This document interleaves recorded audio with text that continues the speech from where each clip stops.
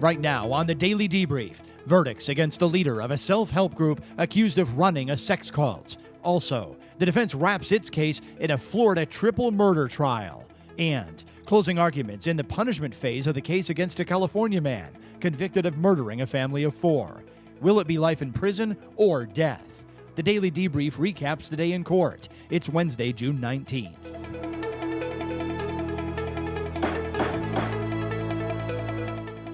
Welcome to the Debrief, everybody. A lot to talk about, so let's get straight to the news. The verdict is guilty on all charges for the leader of the so-called Nxivm sex cult. A federal jury took 4 hours to convict Keith Rainier on a lengthy list of felonies, including sex trafficking, sexual exploitation, and child pornography. Prosecutors introduced evidence that Rainier sought to have a slave who would be groomed for his pleasure. His attorneys unsuccessfully argued that he was not a sexist. Prosecutors presented evidence that women in the group were branded with Rainier's initials. Nxivm group member and former Smallville actress Allison Mack pleaded guilty to racketeering and racketeering conspiracy charges 2 months ago in this case. She was accused of forming a secret society within Nxivm which recruited and groomed women to be Rainier's sex partners. Several women said they were blackmailed into going along with it. Mack will be sentenced this September. Attorney Darryl Cohen joins us tonight from Atlanta, Georgia. He practices entertainment and criminal defense law. Attorney Michel Bryant, also a host here on the Law&Crime Network, is along with me here. So let's start with you, Michael. You were here this afternoon. You were talking about this case. Not much of a surprise, at least in my opinion, that this resulted in guilty across the board. It seemed to be pretty fast, though. You know, it's such a horrible case on its face. When you start to hear some of the stories we're getting secondhand, the jury heard firsthand, person after person talking about being a sex slave, being made to do his bidding for him. It was very hard for a jury to believe all of that was consensual, and that was the defense argument. Yeah, exactly. I mean, you get a number of women up on the stand, and they give testimony that the jury finds credible. And look, Darryl Cohen, we've got these images of branding. There it is. This was filed by authorities, by prosecutors right off the gate in this case. There's Allison Mack's initials. The other one's Keith Rainier's initials. How does the jury react to it when they have visual things like this on multiple women and those women get up on the stand and testify against this defendant?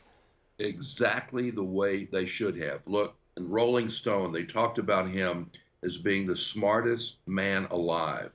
Well, he did the dumbest things for a smart man, the dumbest things for a dumb man. When a jury sees that type of evidence, it's impactful, it hits them in the face, and they cannot ignore it no matter how much they may try. They can't forget it. It's in their mind. Exactly. Look, Michel Bryant, I mean, where should things go on sentencing? We're facing a lot of time here for both Mack and Rainier. Well, this is federal world, so they've got some latitude, but some high numbers. We're calculating as many as 50 years. I can't see what the mitigating factors are, so I would be shocked if it's not at or near the maximums. Wow. Okay. Good predictions from both of you. We'll be back with both of you here as the broadcast rolls along. Closing arguments scheduled tomorrow in the death penalty case against 2 defendants accused of showing up to a party with guns and masks and murdering 3 people. Christopher Vasada is the man on trial right now. He's accused of murdering 20-year-old Kelly Doherty, 26-year-old Sean Henry, and 24-year-old Brandy El-Salhi. Police found Vasada injured about a mile away from the shooting scene near his own car. They say he was carrying a glove, a magazine, and a bullet. Co-defendant Marcus Stewart is also charged. The state believes the 2 parked a mile away, walked to the scene, committed the crimes, and then planned to flee back to their cars, but Vasada was injured accidentally. That's why the state accuses the men of stealing a car to get back to their own vehicles. Gloves recovered from the stolen car contain DNA from both of these defendants. Vasada's blood is in the car. Vasada's DNA is also on a hoodie recovered from a culvert near where the stolen car was found. As to Christopher Vasada, the jury will consider 3 counts of first-degree murder and lesser-included offenses of second-degree murder and manslaughter. The jury will also consider 1 count of attempted first-degree murder as to the surviving victim. Lesser-included offenses here are attempted second-degree murder and aggravated assault with a firearm. Those are the jury's possible choices. The defense argues that Vasada was an injured victim and not one of the killers. To make that claim, the defense is arguing that the surviving victim lied on the stand that the state misinterpreted the actions of another possible suspect and that the state did not properly test swabs from guns and cartridges for DNA.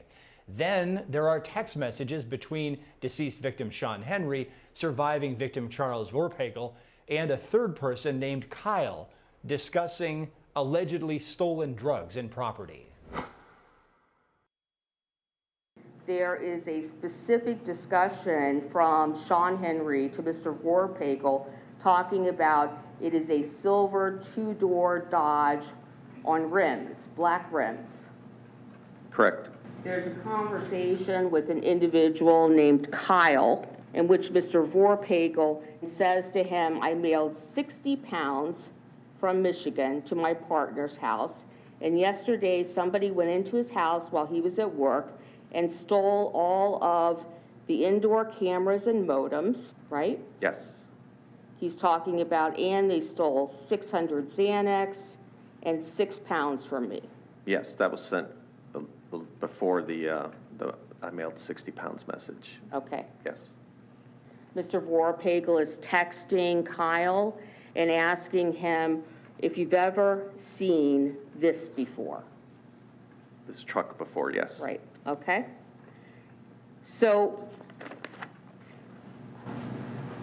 in the very late evening of that night, there are some text messages at page 221 between Sean Henry and Mr. Vorpagel. Sean Henry says to Mr. Vorpagel, straight, wait though, we aren't positive it was them. Yes. So, okay, here, the defense's tactic is to convince the jury that the victims had other known enemies who could have been involved. The state used the same witnesses to show Vasada and the other defendant were also talking the day of the shootings. Closer now, the day of the murders. What does that show? Outgoing. It shows it, yes, an outgoing call to Marcus Stewart from Christopher Vasada.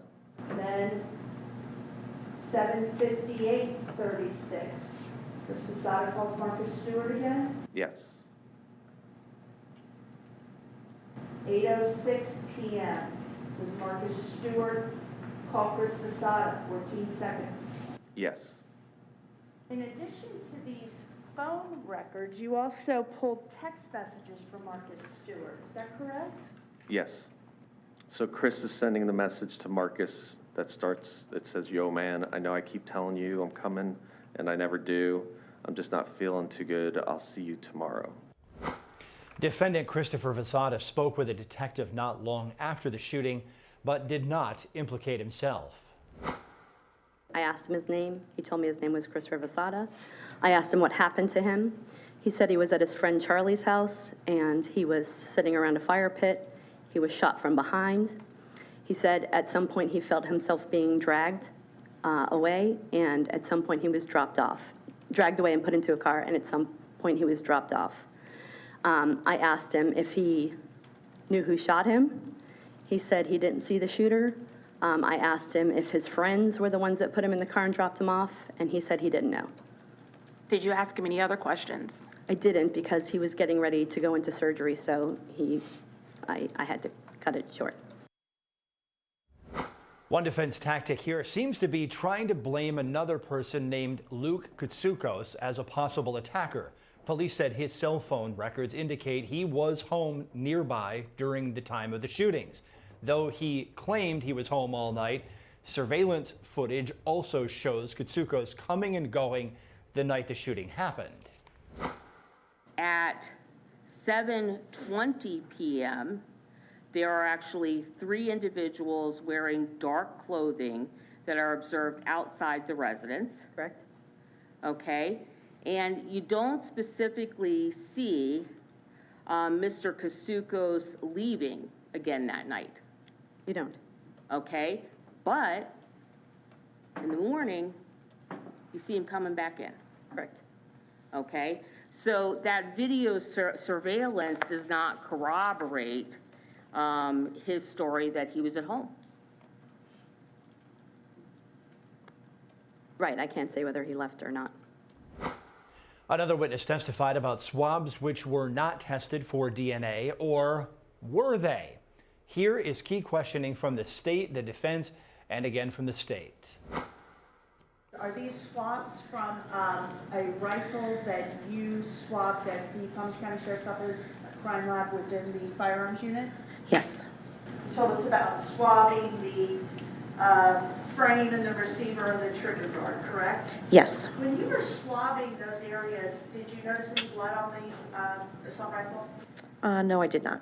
You didn't look at the swabs under a microscope, though? No, I do not. I just take the swabs and then submit them. Right, so when you say that you didn't see any blood on the swabs or the rifle, it's because there was invisible blood that is far above the 50 cells required for DNA. I did not see anything. There's another sticker on here that says Bodie. What is that? I don't know. That's not part of the PBSO lab, so I guess from when they sent it to Bodie, I don't know what that's from. Bodie's a different DNA lab. Yes. Okay, and do you have any results about that? No, I don't receive results.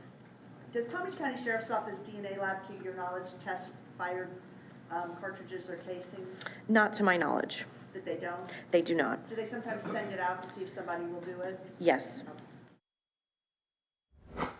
The sister of victim Brandy El-Salhi took the stand for a brief moment to identify her sister's car. It was the state's final moment in this case, and it could have been highly emotional, but wasn't. Was Brandy El-Salhi your sister? She is. She was. Do you recognize that as being her car, your sister's car?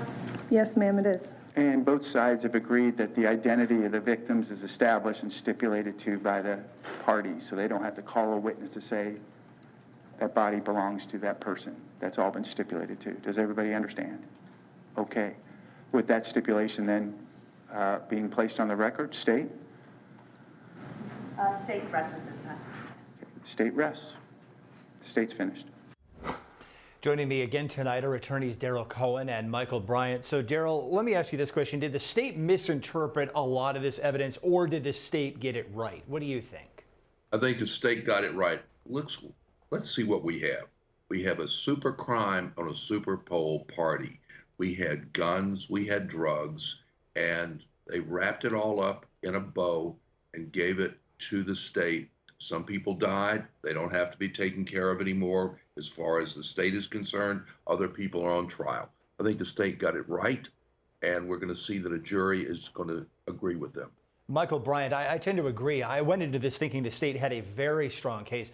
I don't know if it's as strong as I thought it was off the bat, but the thing that does it for me is the DNA on the gloves in the getaway car. If you're just an innocent person at this party, okay, and that assumes we have to discount the testimony of the surviving victim, what are you doing showing up with these gloves with your DNA on them? Yeah, I mean, there's little doubt that the defendant at the table there was involved, okay? He's got DNA everywhere. And I really think that the prosecution's star witness, Vorpagel, even though he was wishy-washy and I don't really like the way he performed, he didn't come up with enough for the defense to say it was the other guy. Kasoukas. It just wasn't enough for him to shift the burden over there and say, there's some reasonable doubt. I think the prosecution's going to get a winner. Yeah, thanks for catching yourself. It's reasonable doubt. It's not burden shifting. Okay, yes. But Darryl, I tend to agree with Michel on this too. Whenever you've got a crime involving drug dealing, guns, and then the shooting breaks out, you're going to have testimony that's shaky and all over the place. But I think that's why the forensics were so important here. Well, certainly the jury wants to hear forensics, and they got them. But the jury also wants to get bad people off the street. They got rid of some bad people because they were murdered. They've got other bad people with DNA, and of course that DNA, unlike a cell phone, doesn't have legs. It stays where it is. A harsh assessment there. Darryl Cohen, again, we'll be back to the panel at the end of the broadcast, because still ahead tonight, here on The Debrief, we're going to return to the McStay family murders in California. Closing arguments in the penalty phase of the case. The jury must decide whether it's death or life in prison for defendant Chase Merritt. That's after the break.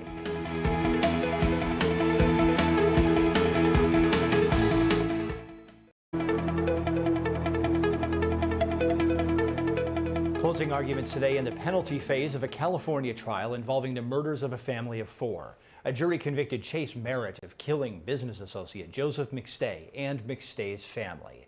The trial started in January and has dragged on for more than 5 months. 2 relatives of victim Summer McStay testified for the state to wrap up this phase of the case. Here they describe how their lives changed. The testimony is via video conference. 2 of your children never got to meet Summer or Joseph or their cousins. Correct. What's your, how does that make you feel? Oh, I feel like they were robbed, you know. My sister and my brother-in-law, they were really good people, and my nephews, they would have been great cousins, loving, and they never got to meet them. But there's a lot of stories. We have their pictures up on the wall, and we constantly talk about them. We say prayers, they're brought up. We never stop talking about them. What do you miss most about Summer and the boys, Joseph and the little guys? Just the craziness. The 2 boys running around, me trying to steal my brother away so we can go surf. And my sister would nag at us, you know. It was just complete fun. It was fun. Worst day of my life.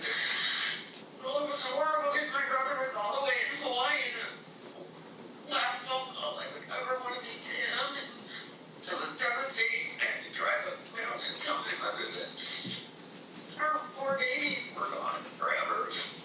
Every day I yearned to share something with her, for her to see my 2 sons, for the boys to play together, to have more laugh with my brother-in-law, one secret with my sister. Are there times that are more difficult for you than others? Yeah. It's always difficult. I don't think it ever gets easier. And now to the state's closing argument. The purpose of this stage of the case is for the state to try to convince the jury to put the defendant to death. What line must be crossed, ladies and gentlemen, to take the life of a defenseless 4-year-old and a defenseless 3-year-old? What line in our society, in our laws, in our human interactions with each other must be crossed to take their lives? There is no motive that can be ascribed to the killer of a 4-year-old and a 3-year-old that passes muster. There's one aspect, though, circumstances and gravity of the offense, that really should not have played a factor in that determination of guilt, but it should really play a factor here, and that is the brutality of the crime. When we talk about murder, we talk about murder in really plain, cold language. Did a person die? And by which manner or method did they die? But here we get to talk about more than that. Here we talk about what it must have been like to sustain those injuries. What were the nature of those injuries? The state focused on the brutality of the crime, as you saw, and the victims, of course, were beaten to death, presumably with a hammer found in their graves. He was described as a person, forgiving, generous, loving, would give the shirt off his back. That's how that person was described. But remember, that person in context of the circumstances of the offense. All of this was in light of repeated tales of the defendant's failings as a business partner. Messed up projects like Levine and Provetra. Fonseca notifying him of the diversion of funds and equipment. Cicada telling him about, well, you can continue to pay him, we're doing most of the work. Still a forgiving, generous individual in light of all that. So despite all of that, the defendant kept taking advantage of Joseph, forging checks, relying on him for emergency funds, for rent and other purposes, all to be found buried in a grave 3 years, 9 months, 7 days later. But look at the injuries. You can even see one in that initial photograph, which is the gaping hole in the back of his skull as he lays in that grave. The massive force of impact that must have occurred to shatter a human skull that severely. Returning tonight, our attorneys Darryl Cohen and Michel Bryant. So, Michael, the prosecution giving this closing really tugged at the emotions. They were calling all of the family members. I understand California has a very strong victims' rights series of laws. But look, the defense kept saying that this guy, this defendant, was completely factually innocent. So how do we reconcile the theories here? It is a tough one. I mean, nobody's going to dispute the brutality of the crimes. Nobody's going to dispute the pain the victim's family members must have felt when they learned about it and have lived with it. Nobody's going to dispute the pain the victims felt. The problem is, I think it's so wrong for a jury, and I think that's what happened in this case, to use sympathy to fill in the holes in the prosecution's case. I think they've proven 4 murders took place, but they haven't proven that Charles Merritt did it. He just took the hit because he's the guy sitting on the defense table. Okay, these are strong opinions, Michael. Darryl Cohen, the defense basically presented no mitigation case during this penalty phase, and the client could be sent to death row here. What's the defense strategy? I think the defense strategy is hoping that the murder verdicts were a compromise. The jurors said, well, it may have done it, may not have done it. It was a horrible crime. The people were killed. They were bludgeoned, maybe the woman raped. And now when it comes to the death phase or the sentencing phase, they may very well, as a defense lawyer, say, we're convinced that the jury had a problem with the verdict. And now the verdict, the jury may very well be able to say, there are some that want the death penalty, others that don't, but they'll compromise and either A, not be able to come back with the death penalty, or B, say life imprisonment. I think that's really what they're looking at. It's a horrible crime. I think the DA's office did a fabulous job of bringing it down. 3 years, 9 months, 7 days. Did exactly what he should have done, but I'm not sure that this case is going to stand. You know, this has been a tough case for those of us watching it. I don't necessarily think the state lived up to its burden here, but jurors found that it did. And if they found that the state did, maybe the jury is going to push the death button. Thanks a lot for joining us, both of you attorneys. Great opinions here on The Debrief. We'll see you back here for our recap tomorrow.